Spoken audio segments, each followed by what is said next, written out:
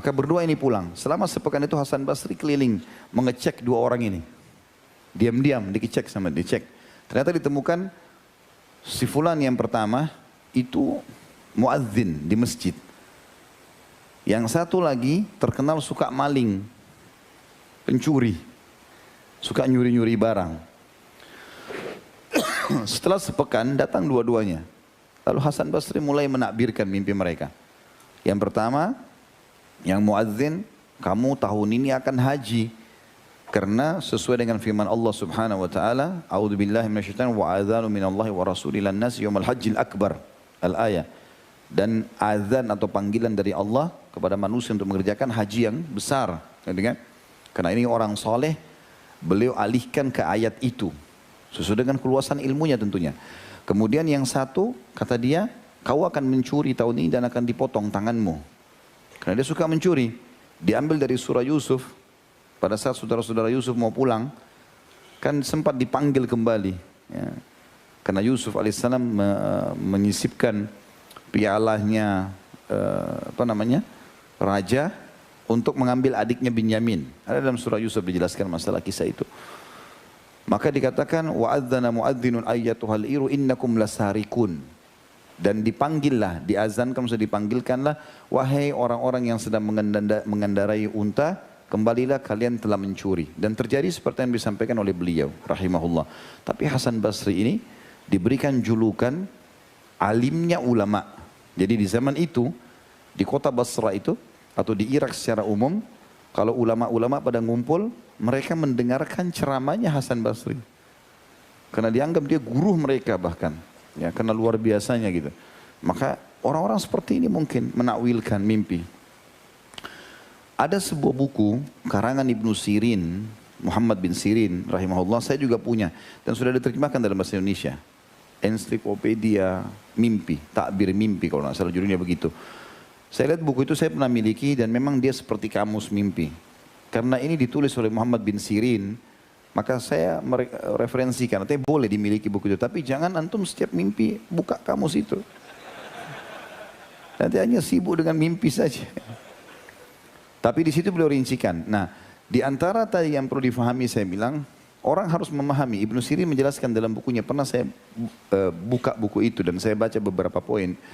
Beliau mengatakan selain faktor kejiwaan, selain faham agama sehingga dihubungkan dengan dalil-dalil syar'i, juga dia harus faham tentang lingkungan orang itu. Misal, kalau orang mimpi kata Ibnu Sirin di sebuah wilayah, dia mimpi hewan gajah misalnya, dan gajah di wilayah itu dihormati, maka dia akan dapat kedudukan.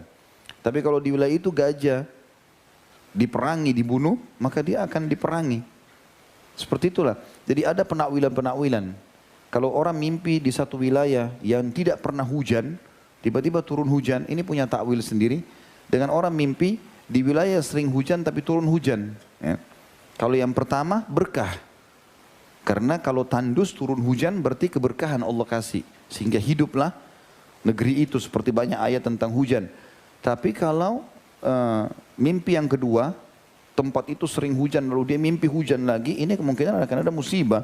Karena kalau hujan itu bertambah akan terjadi longsor, banjir dan segalanya. Maka ini butuh pendalaman secara khusus. Ya. Jadi saya ingatkan ikhwas sekalian, tolong jangan tanya kepada saya takbir mimpi. Karena saya bukan ahli di bidang itu.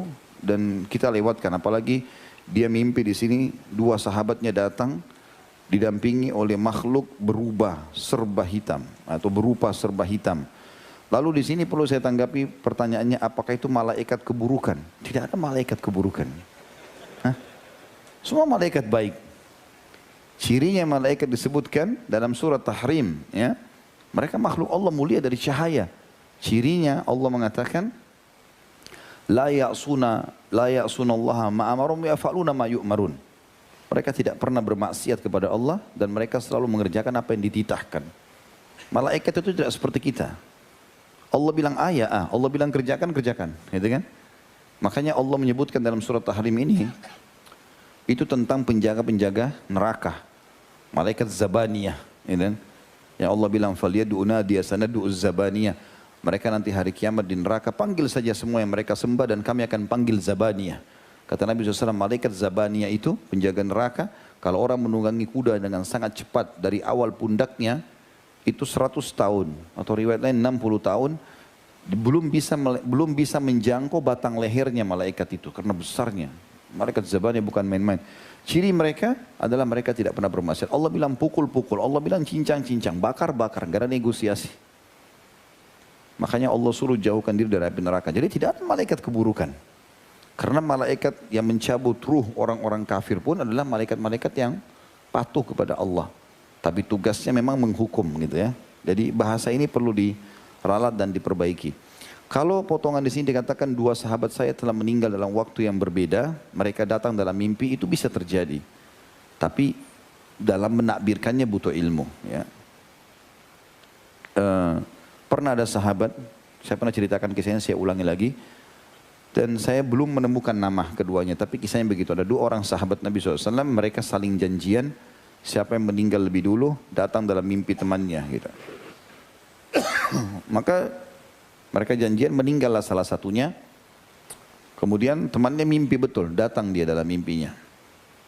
Kemudian dia mengatakan, yang sedang tidak meninggal, yang belum meninggal ini, melihat yang meninggal lalu bertanya, bagaimana keadaanmu sekarang? Karena orang mimpi nggak bisa ngatur perkataannya. Maka yang